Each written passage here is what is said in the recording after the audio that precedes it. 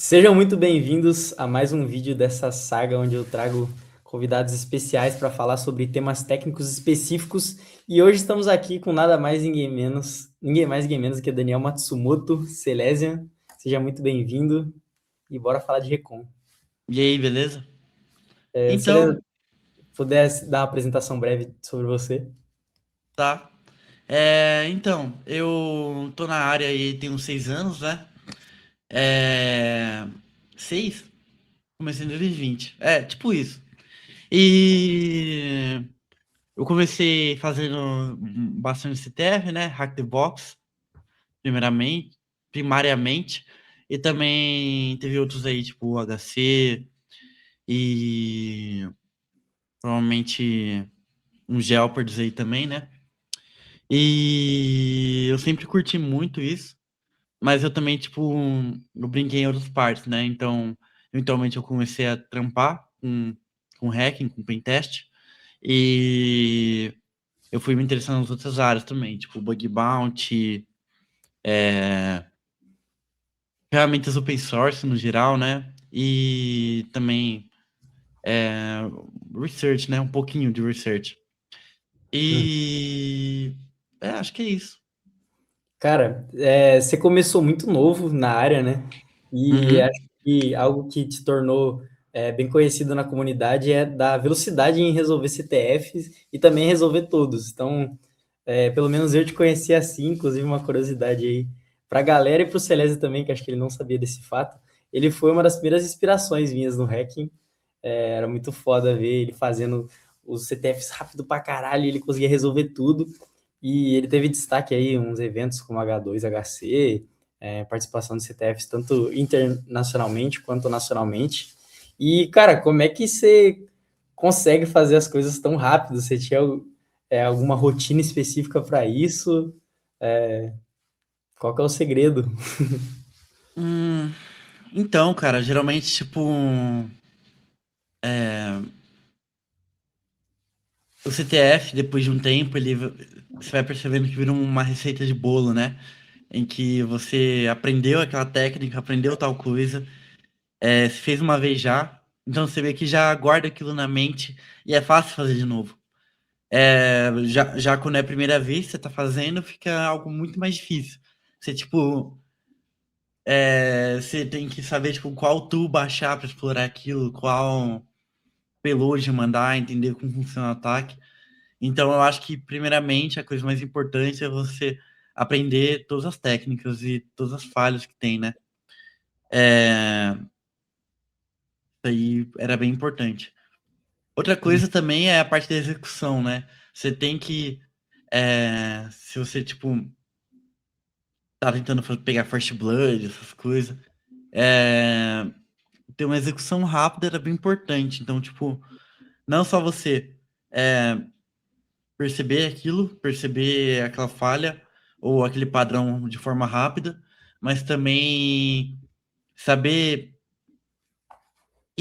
por exemplo, ao invés de você ir lá e pesquisar é,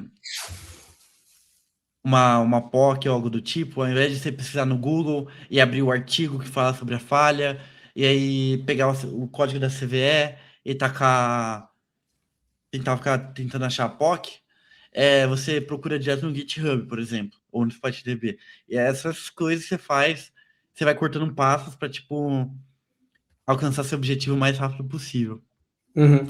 Uma dúvida que surgiu agora. Por exemplo, quando você não tinha conhecimento de uma vulnerabilidade e você estava focado em pegar First Blood, você buscava primeiro entender como que ela funciona, para depois, sei lá, fazer a POC, ou você já pegava e rodava o script de uma vez? Só... É, Geralmente você começa fazendo um testezinho básico, né? E se você vê que, tipo, é, tá certo, tá indo, consegui fazer tal coisa, aí já parte pra automação, né? Uhum. Aí se a automação não dá certo, aí que você começa a mexer mais fundo, né? Tipo, tentar algo mais concreto ali, não tão automatizado. E voltando mais um pouco, como que você entrou no mercado e para chegar, como que foi essa trajetória para chegar onde você está agora? Você já entrou trabalhando com pentest, com cybersecurity? ou não? Geralmente, as pessoas elas começam assim, tipo, uma consultoria, algo do tipo, e foi a mesma coisa comigo, né? Tipo, eu era programador antes, só que meio que nem contava, que eu não era um programador muito bom. E aí eu entrei numa consultoria aqui de Campinas chamada Critos. Ela, tipo, foi a que me introduziu a tudo, né? E, tipo, de lá eu fui partindo de empresa em empresa, né? Eu trabalhei na Pride, na Hakai, no iFood, na Stone. E também hoje eu trabalho na Uber, mas eu tô saindo dela também. Pô, muito bacana, cara. E acho que agora deu pra galera que não te conhecia já ter um background assim dos seus marcos. Vamos falar agora sobre Recon. É, você trouxe alguns pontos aqui para a gente falar aqui no vídeo. Eu acho que seria legal a gente começar falando do Pug Recon, que é a tool mais que eu pelo menos acredito que seja mais conhecida e utilizada. Inclusive tem até uma flag ali no Clay. Não, no Clay não, no Subfinder para utilizar ela Uhum. também. Então, dá para ver que é uma ferramenta bem consolidada no mercado. E como que surgiu a ideia de criar ela? O que que ela faz de diferente das outras? Então, o PugRecon, né? Ele começou com um projetinho, tipo, cara, eu quero fazer um Security Trails, quero fazer um DNS Dumpster. Como que eles fazem, tá ligado? E como que eles pegam aqueles domínios? E foi um bagulho que eu comecei a pesquisar muito e correr atrás. E aí eu vi que era algo difícil, era algo trabalhoso, você vai trabalhar com muitos dados, mas não era algo tão difícil assim também. É fazível. É, então, eu já mexia muito, eu já tinha a fissura de mexer com subdomínios, era algo que eu já gostava muito, e só apareceu meio que o próximo passo lógico a seguir, né? Uhum, E eu lembro que quando eu terminei o banco de dados, eu tava com. A primeira versão tinha 1,6 bilhões de subdomínios. É, eu lancei ela de graça, assim, uma API. Todo mundo podia ir lá fazer query. Até uhum, hoje é de graça, só que hoje é limitado. Não é como era antes. Mas é isso. Você pode acessar lá pelo pugrecon.com. uhum. Da hora. E quais são os principais diferenciais, assim, você diria, as melhores técnicas para extrair os subdomínios que outras tools, por exemplo, não extraem? Então, tem uma diferença, né, entre você tá fazendo um recon ativo e um recon passivo, né? Tipo, quando você tá criando algo, tipo o Pug Recon, que você tá meio que pegando domínios da internet inteira, não vale você, tipo, ir e tentar fazer algo como um brute de seu domínio. Porque tem muito seu domínio, tem, ou melhor, muito domínio Apex, né, que chama, que é domínio base, é, e, tipo, vai levar séculos para você conseguir brutar tudo, né? Então, você tem que depender de técnicas passivas. Técnicas que você pega de todos ao mesmo tempo. É, eu acho que as primárias aí que você pode achar, né? É parsear logs de certificado. É, hoje em dia, toda vez que um certificado SSL ele é emitido, ele vai para um log de transparência. E esse log ele é público, você pode ir lá e dar query em tudo. E tem logs de hoje, certificados emitidos hoje, até 2015, sei lá.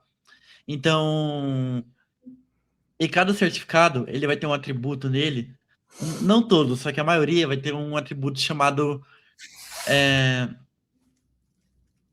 como um name ou distinguished name, eu não lembro direito, mas tipo, é um atributo em que ele vai ter para qual domínio aquele certificado foi emitido.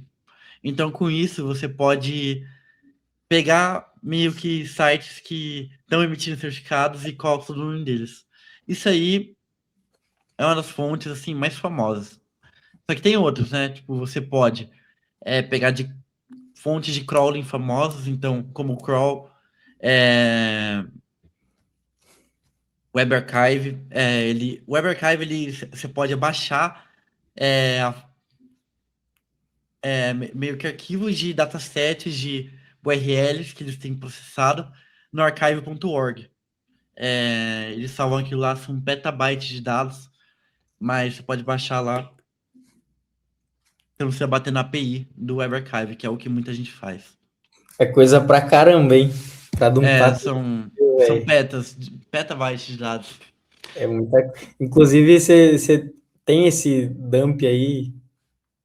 Eu tenho, e todo mundo pode ter acesso também. É só você ir lá no Internet Archive e baixar os pontos Ah, CDX de sim. lá. Eu digo, no caso, se você implementa isso aí no Plug Recon, Implemento.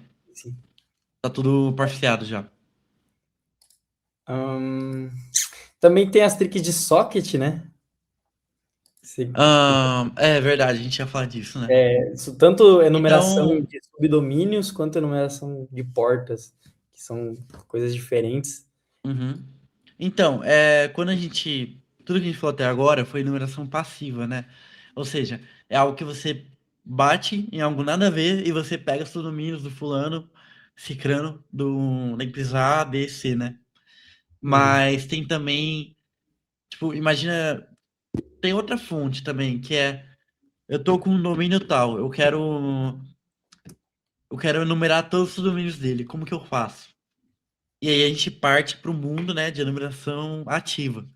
Então, nisso você pode fazer o quê? Geralmente o que a galera faz, né? Rodar o Um Subfinder. root básico, com uma word list básica, né? Você pode rodar o Brute, que é com Puri DNS, Shuffle DNS, e depois dar uma filtrada nos wildcard. E estourando, assim, tipo, você vai fazer um Gotator, um hipgen, para pegar o que você encontrou, gerar permutações e resolver aquelas de novo. Uhum. Isso aí você vai E pegar bastante. Só que tem outras técnicas, pode falar. você estava falando sobre filtrar wildcards. Como é que funciona isso para o pessoal que é mais leigo? E quais que são as melhores maneiras para fazer isso? Então, tipo, é, wildcard, né?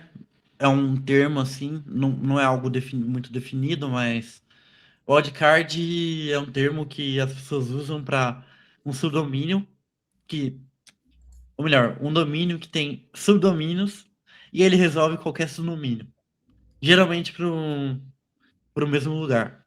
Então, por exemplo, imagina que eu tenho um site de blog. Eu deixo as pessoas hospedarem o seu blog.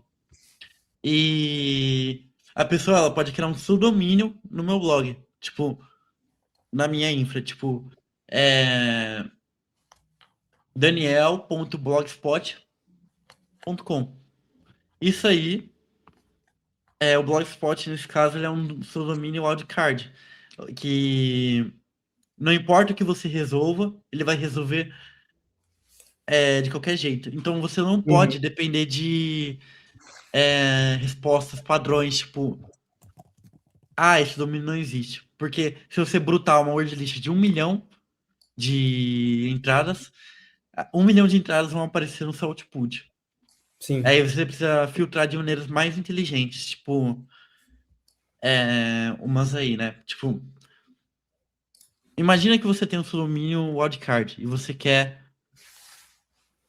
achar, por exemplo, Você quer achar subdomínios decentes. Não é assim, você quer achar coisas que importam, não lixo, entendeu?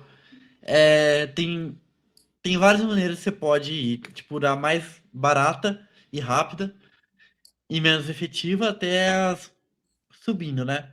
Uhum. Então, por exemplo, tipo, imagina que O GitHub.io é um ótimo exemplo. É, Você pode gerar um pseudonimo aleatório e bater, tipo, aleatório.github.io. E aí depois com isso você pode criar uma fingerprint do que é um subdomínio que não existe. Que existe, só que Hum, não existe, entendeu? E aí com isso, você bate várias vezes, pega vários fingerprint e junta hum. uma lista de respostas ruins.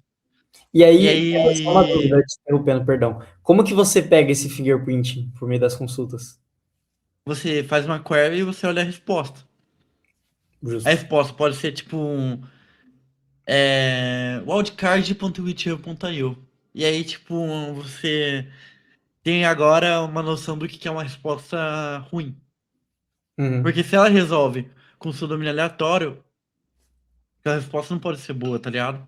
E aí, a partir disso, você vai enumerando, enumerando e pegando, tipo, tudo que for diferente da resposta ruim é algo que você considera que vale a pena salvar. uhum, Se ele resolveu para um IP diferente, é porque provavelmente não faz parte daquela resposta default. uhum. Só fazendo uma analogia aqui, para quem talvez não tenha, às vezes não ficou muito claro, é, é que nem você estiver fazendo um brute force, por exemplo, de diretório web, e você fazer o fingerprint seria aquele filtro, por exemplo, por palavras. Você vai É. ver que a resposta que tem 20 palavras é inútil, então você vai filtrar ela para pegar só respostas úteis. É exatamente isso que ele aplica para Uhum. filtrar esses domínio wildcard. Muito da hora. É. E também tem diversas técnicas aí de enumeração DNS menos conhecidas. Ahn, verdade. Eu Tô salvo até tentando aqui. pensar em uma aqui pra gente lembrar. Então, realmente tem tipo técnicas que ninguém nunca nem ouviu falar, ou tipo, que ouviu falar uma vez e acha que é inútil hoje em dia, né? É, Uma que, inclusive, tem até uma ferramenta do Linux para isso. É... Que é a NSEC Zone Walking, né? Tipo, ficando a grosso modo, assim, tipo, tem um protocolo dentro do DNS que a maioria dos domínios, tipo, grandes implementam, que é o DNSSEC. Ele é basicamente um protocolo que permite você assinar um recorde de um domínio com uma chave assimétrica, né? E isso faz ele, tipo, ser mais resistente contra ataques de tamper, né? De, tipo, alguém mexendo na resposta um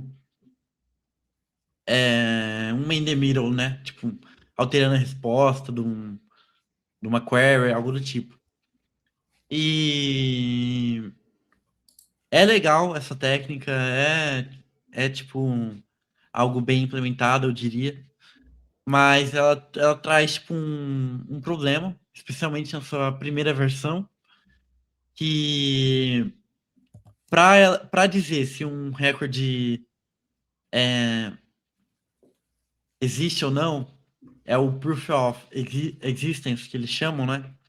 É, Toda vez que você resolver um domínio, você fazer dig a.com, ou melhor, dig a.empresa.com. É, Ele vai retornar na resposta é, um recorde NSEC falando qual que é o próximo domínio na chain. Então, com isso, você pode enumerar a.com e ele vai retornar, sei lá, admin.empresas.com. Uhum. E aí você pode depois retornar o admin.empresa.com e ele vai retornar o próximo, tipo bola.empresa.com. E aí vai continuar assim. Até você, tipo, enumerar a lista inteira. Tem uma tool chamada LDNS Walk, que implementa isso e faz isso automaticamente. Ela faz parte do pacote LDNS Tools, que está no apt, no Pacman, tudo. Pô, muito interessante essa trick aí. É, Mas a gente roda assim. e, e existem, tipo, escopos de bug bounty conhecidos em que isso é possível. Eu lembro que o TLD.aws, é, que é o domínio da Amazon, né? Tipo, ele deixava você fazer isso, você podia numerar o TLD inteiro e pegar todos os domínios. Outro também era uma ISP muito famosa nos Estados Unidos, que eu não lembro o nome agora. Que também tava no Euro até hoje, é isso, eu acho.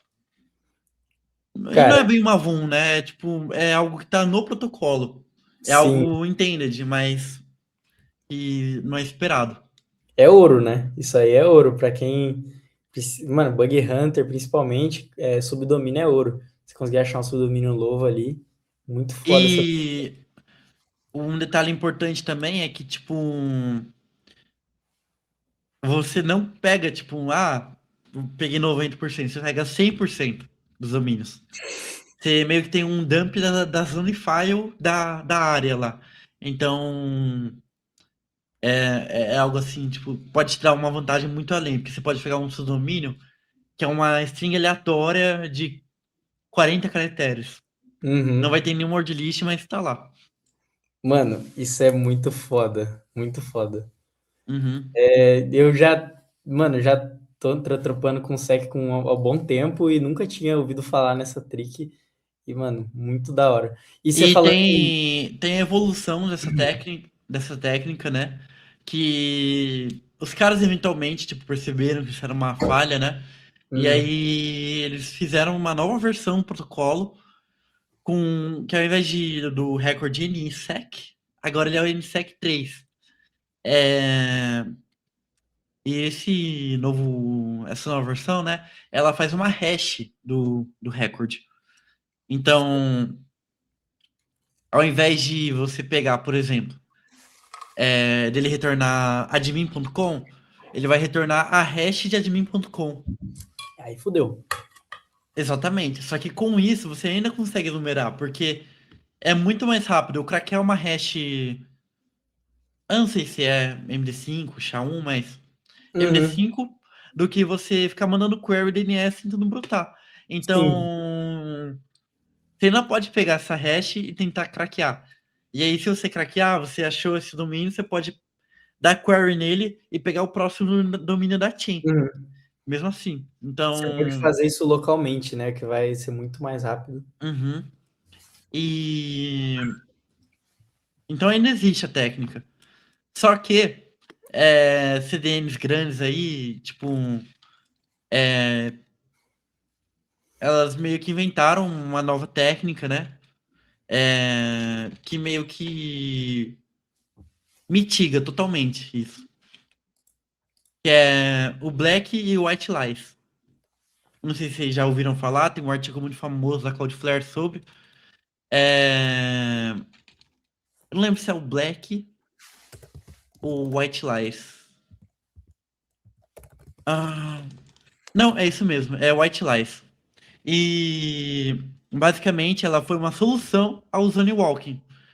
Porque o que ela faz? Ela fica criando, nesse NSEC aí, ele cria recordes fakes, tipo recordes que não existem, Ah, para preencher o próximo e o anterior de todos os recordes. Então ele nunca vai revelar qual que é o próximo, qual que é o anterior a partir disso. isso aí é foda. Ele cria recordes tipo 00000, é tipo uns Uhum. negócios assim muito zoado. Mas isso meio que impede você de conseguir enumerar. Aqui, impede, pensando aqui, parcialmente, porque se o domínio estiver hospedado na Cloudflare, né? Porque a É, Cloudflare faz isso. Então eles podem é. implementar o protocolo e não usar, e aí tá. Cloudflare, Amazon faz, eu acho, e alguns outros. Uhum. Mano, Mas, mas isso aí é um tópico legal, que tem muita coisa que, por exemplo, CDNs grandes como Cloudflare mitigam, mas ainda dá para explorar e as pessoas esquecem. Tipo, uma trick, por exemplo, é, chama 0RTT, ele ocorre no TLS 1.3. Quando você perde uma conexão do SSL lá, você consegue, tipo, reconectar com um pacote só. E aí a pira é que, se for ver lá, dá para você mandar, tipo, se o usuário mandar uma request, você consegue reproduzir ela sem quebrar o TLS. Isso aí é um negócio que, por exemplo, a Cloudflare mitiga. Mas se você tiver um servidor que não está protegido pela Cloudflare, você consegue fazer essa trick de 0RTT. Então esse tipo de coisa que às vezes você acha que está mitigado, mas não está 100%, né? É Uhum, só o CDN. exatamente. Geralmente o requisito a empresa ter um name server deles, que eles gerenciam, e eles terem implementado o DNSSEC. Tipo, só com isso, geralmente, é uma boas condições para rolar esse ataque. Uhum. E falando um pouco sobre CDN, tem algumas tricks específicas também de pegar domínios hospedados em CDN, né? Tipo Cloudflare, Akamai. Sim, mas para isso eu preciso falar primeiro sobre o Brute Force. Vamos lá? Então, tipo, é, eu tive uma pira muito grande por, tipo, múltiplos anos de fazer Brute Force muito rápido. Eu quero. Imagina que eu tenho uma lista de 1 milhão de domínios. Eu quero é, fazer brute force em 30 segundos. Como eu posso alcançar esse objetivo, né? E você vai falar, pô, é, tem ferramentas que são bem rápidas, né? Tipo o Shuffle DNS e o Puri DNS. São ferramentas que elas é, resolvem muito rápido, só que elas ainda não estavam no nível bom. E o motivo disso é que elas estão usando a stack do kernel do Linux. E tem, tipo, muitos papers sobre isso, tá ligado? E research por trás, mas, tipo, o kernel Linux, do jeito que a stack de rede dele funciona hoje em dia, ela não é feita para ser o mais rápido possível em questão de pacotes por segundo. É... E ela, tipo, vira um gargalo muito grande, especialmente quando você começa a alcançar dezenas de milhares de pacotes por segundo e além. E isso, inclusive, é uma parada, tipo, que até o Nmap sofre e outras ferramentas aí. Ah, e aí você vai falar, pô, mas é só usar o raw socket e tal. Só que o raw socket ele ainda não bypassa a stack inteira. Ele bypassa uma API, só que ainda tem todo o resto da chain lá que é, tá sujeita aos gargalos do Linux. Uhum. E aí você vai falar, pô, qual que é a solução então? Como que eu posso brutar o mais rápido possível? Tem que comprar uma internet mais rápida? Não, não é isso. Tá na rede. É, exatamente. Tipo assim, geralmente quando você tá fuseando com essas ferramentas, você nem tá alcançando o limite da sua internet de upload. Porque o seu kernel ele começa a sofrer antes de alcançar o limite da sua internet. Então,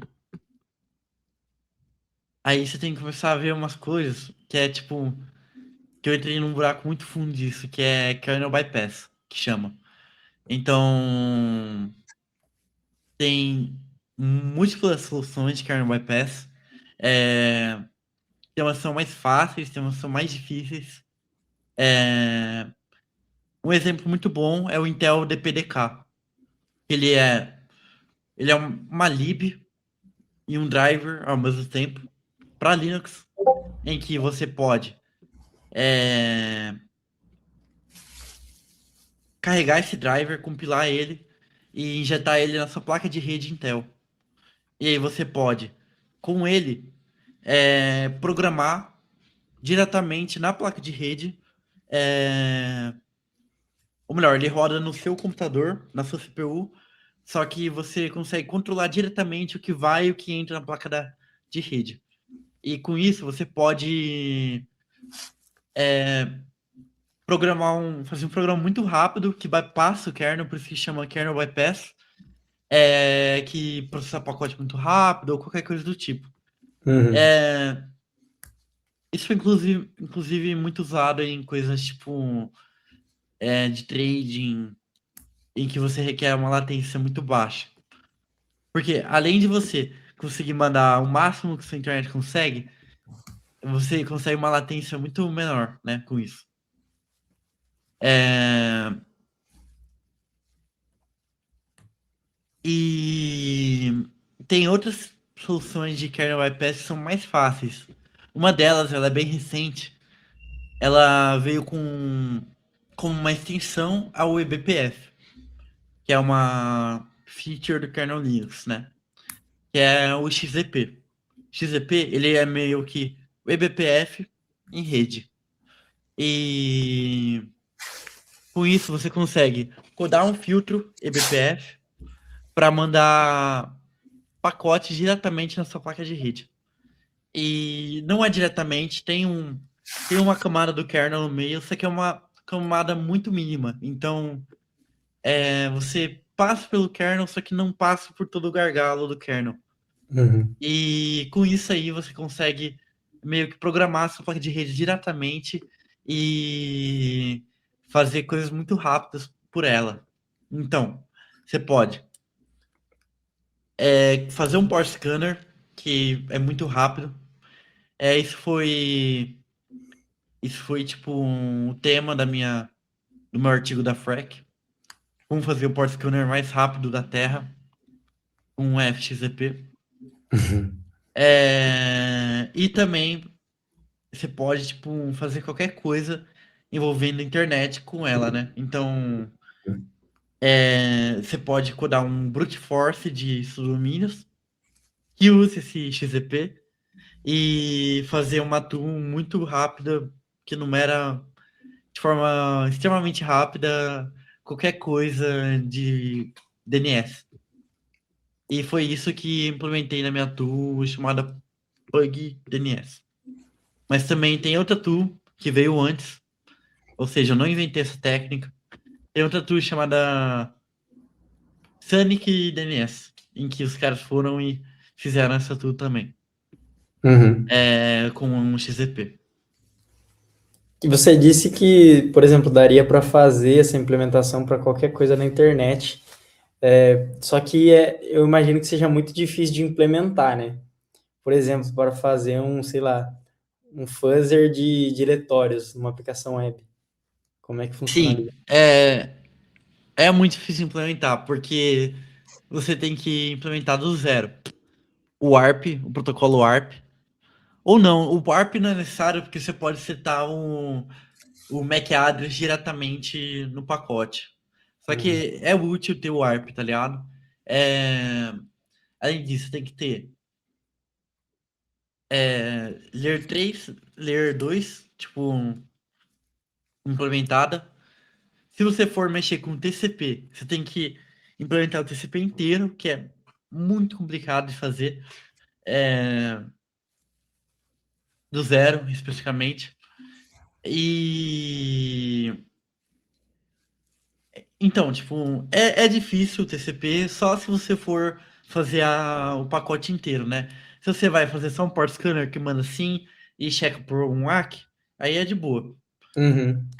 Mas, por exemplo, você quer fazer um fuzzer HTTP, você Já tem tem que que trabalhar com implementar, requests. você tem que conseguir criar uma sessão TCP, conseguir manter ela, mandar pacote por ela e saber fragmentar seu pacote direitinho, tá ligado? E mas imaginando que você tem algo assim, você tem um TCP implementado já, que hoje em dia com IA essas coisas não é tão difícil quanto era antes. é, Você ainda vai ter que implementar provavelmente o TLS em cima, né? Então, você tem que plugar uma lib de TLS em cima, se você não queira fazer você mesmo. E aí, depois disso, aí sim você vai ter um fuzzer, né? É, É, aqui a gente tá falando de uns 4 protocolos aí, tudo do zero, tá ligado? e além disso, você tem que mandar o HTTP, né? Então você tem que implementar pelo menos algo muito rudimentar, um protótipo no HTTP, no mínimo, né? Isso, se a gente pensar no HTTP 1.0, imagina o HTTP 3.0 com Quick, que o TLS é Exatamente. totalmente diferente, cara, deve ser uma zebra. É. Mas assim, O o com o cara que Quick é mais implementar isso fácil aí também, porque ele tipo é por UDP, né? Mas aí é, você tem que implementar o Quick, o protocolo Quick em si. Então, não, falei merda, o DP, perdão. ele é UDP, só que ele tem meio que um TCP em cima. Então, É um UDP que tem o SYNAC, basicamente.